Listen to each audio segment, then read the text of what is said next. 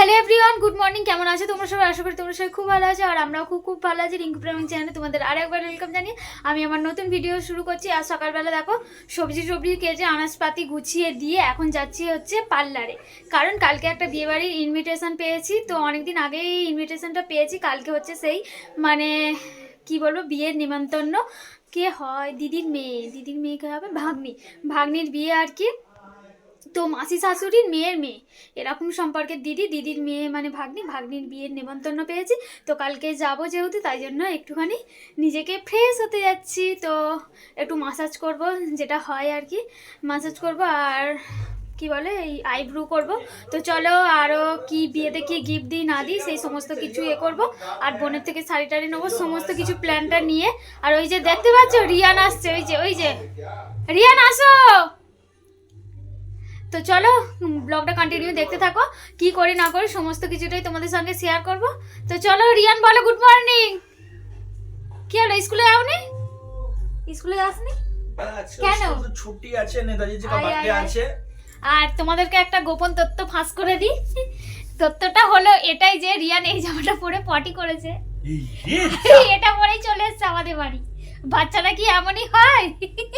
সম্মান চলে গেল ভিডিওতে। যা তোকে বললাম জামাটা পাল্টাতে, সম্মানটা নিয়ে নিল। যা ঘর পালা। সবাইকার সামনে দেখতে দিল জামা পরে। তো চলো টাটা, এমনি আর কি করলাম ওর সঙ্গে। কি হবে? গিফট কিনবে তো।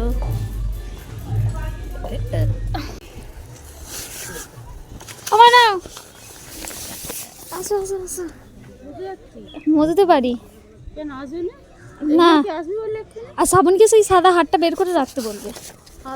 হ্যাঁ হ্যাঁ।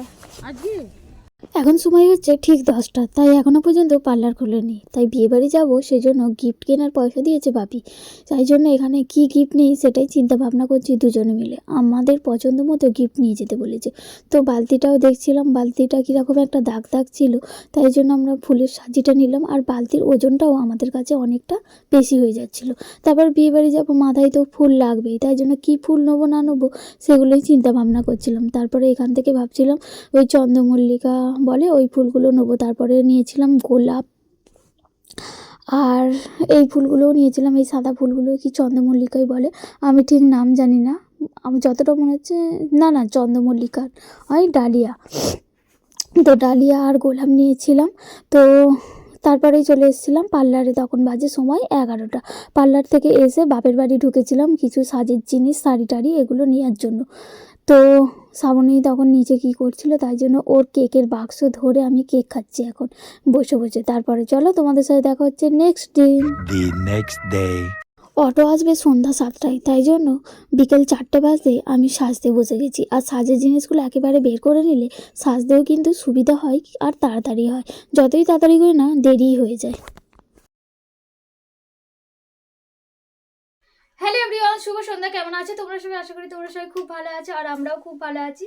তো সাজগোজটা দেখে বুঝতেই পারছো যাচ্ছি একটা নিমন্ত্রণ বাড়ি, বিয়ের নিমন্ত্রণ ননেই যাচ্ছি। এই যে তোমাদের দাদাভাইও রেডি হয়ে গেছে।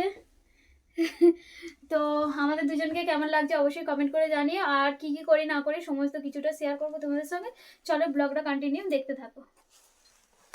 এখানে আমাদের অটো চলে এসছে, আমরা সবাই অটো উঠে গেছি আর চলে এসেছি বিয়ে বাড়িতে।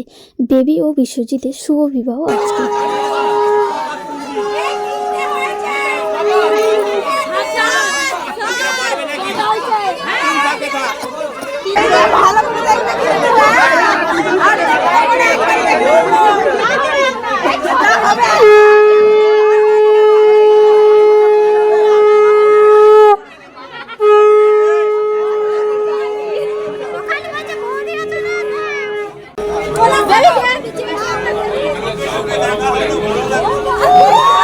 রাস্তায় এত পরিমাণে জ্যাম ছিল, তো আমরা বেরিয়েছি বাড়ি থেকে 7টায়, বিয়ে বাড়ি পৌঁছেছি 9:30 পৌনে 10টা হয়ে গেছিলো।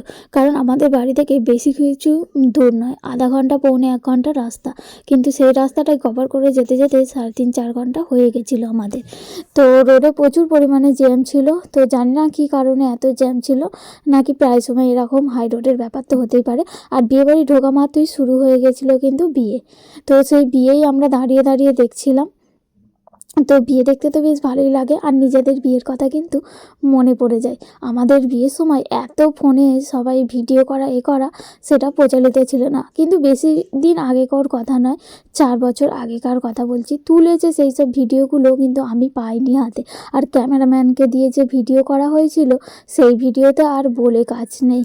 তো বলেছি এক, করেছে আর এক। আর যাই হোক, সেই সব কথা বাদ দিয়ে চলো এখন আমি কফি খাবো। তো এই যে এটা হচ্ছে আমার ছোটো মামা শ্বশুর, আমাদের জন্য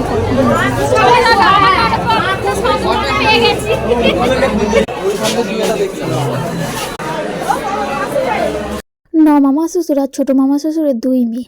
তারপরে দেখো আবারও বিয়ের দিকে চলে এলাম। আর বিয়েটা কার হচ্ছে বলো তো? মাসি শাশুড়ির নাতনির বিয়ে হচ্ছে। সম্পর্কে আমাদের মানে দিদির মেয়ে ভাগ্নি বিয়ে হচ্ছে। তো সেই ভাগ্নির বিয়েতেই এসেছি, খুব আনন্দ মজা করছি। তারপরে বিয়েটা দেখার যে সুযোগ সুবিধাটা পেয়েছি, এটাই আমার কাছে অনেক ভালো লেগেছে, কারণ বিয়ে দেখতে সবাইয়েরই ভালো লাগে। তারপরে বসে পড়েছিলাম খাওয়া দাওয়ার জন্য। তো খেতে তো বসে পড়েছি, আর যেহেতু অটো করে এসেছি সময় মতো বাড়িও ফিরতে হবে। আর বাপির প্রচণ্ড পরিমাণে ঠান্ডা লেগেছে। আর বিয়ে মিটে গেছে মানে সবর বিয়ে হয়ে গেছে মানে তারপরে আর অতটা কিছু নেই। তো যাই হোক, আজকের মতো ভিডিওটা এখানেই শেষ করছি। টাটা।